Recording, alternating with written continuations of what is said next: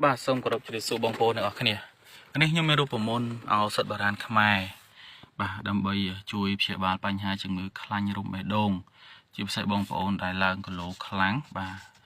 ធាត់មួយទៅធាត់ជ្រុលហ្នឹងនឹងយើងអាចប្រឈមនឹងការខ្លាញ់រោមបេះដូងបាទខ្លាញ់ឡើងលើសជាតិខ្លាញ់អញ្ចឹងណាអញ្ចឹងបន្ទាប់ពីយើងបានសង្ស័យនៅអាការៈទាំងអស់នេះហើយបងប្អូនអាចទៅតេស្តជាមួយលោកគ្រូពេទ្យបានបាទយើង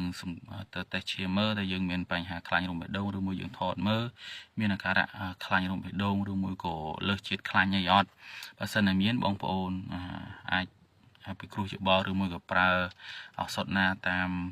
វេជ្ជបញ្ជាដែលសមរម្យបំផុតបាទហើយបងប្អូនទុកនេះជាជំរើសចុងក្រោយបងប្អូនដែលចូលចិត្តប្រភេទឱសថបុរាណខ្មែរបងប្អូនអាចសាកល្បងជាមួយនឹងរូបមន្ត3មុខនេះបានដើម្បីយកវាទៅធ្វើជាថ្នាំជួយព្យាបាលបញ្ហាជំងឺខ្លាញ់រោមបេះដូងបញ្ចុះជាតិខ្លាញ់ឬមួយក៏សម្រក់ក្បាលពោះជាដើមបាទអញ្ចឹងគឺរូបមន្តយើងមាន3មុខបាទទី1គឺស្មៅកវាញជ្រូកប៉ុន្តែយើងយកមើមវាយើងអត់ប្រើអាស្មៅខាងលើនឹងទេបងប្អូនយកវាឲ្យយើង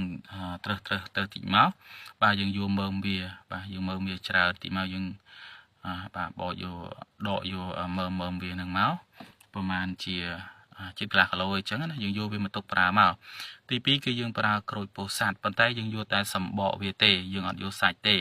យើងចិតវាយកតែសម្បកក្រូចពោធិ៍សាត់មកហើយទី3គឺយើងប្រើខ្ញីនឹងយកវាចាស់តិចមកមើមកវាញជ្រូកសម្បកក្រូចពោធិ៍សាត់ហើយនឹងខ្ញីយើងត្រូវតែហាលវាឲ្យស្ងួតយើងដាក់វាដោយឡែកពីគ្នាទៅបន្ទាប់មកយើងយកវាមួយមុខមួយខាំបាទមួយមុខមួយខាំខ្ញីមួយខាំយើងហាលស្ងួតទាំង3មុខណាខ្ញីមួយខាំសបកក្រូចពោធិ៍សាត់ហ្នឹងមួយខាំមកហើយមើមកវាញជ្រូកហ្នឹងមួយខាំលាងសម្អាតឲ្យហាលវាស្ងួតយកទៅដាំទឹក2លីត្រទៅ3លីត្របាទ2លីត្រកន្លះក៏បាន3លីត្រក៏បានដែរបន្ទាប់មកគឺយើងប្រសាវាជារៀងរាល់ថ្ងៃបាយហើយឬក៏មុនបាយយើងពិសាវាពេលដែលហាត់ប្រាណហើយទៅពិសេសមែនទែនហាត់ប្រាណហើយយើងដាំវាក្តៅឧណ្ហទៅយើងពិសាទៅគឺបញ្ចុះជាតិខ្លាញ់បញ្ចុះខ្លាញ់រោមបេះដូងហ្នឹងគឺបញ្ចុះខ្លាញ់បានល្អមែនទែនបងប្អូនពិសាត្រឹមមួយអាទិត្យដែលជាប់គ្នាហ្នឹងយើងសម្គាល់មើលខ្លួនឯងមើលធ្លាប់តែហត់ពិបាកដងហើមហើយហោះហើយហ្នឹងតើវាមានអាការៈប្លែកប្រមាណភាគរយហើយ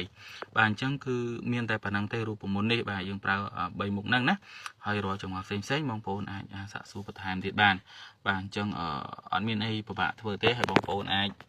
ចុច Subscribe Channel ខ្ញុំមួយដើម្បីទទួលបាននូវរូបមន្តឱសថបុរាណនិងរូបមន្តជំនួយកម្លាំងជាច្រើនទៀតពី Channel ខ្ញុំបាទសូមអរគុណសូមជម្រាបលា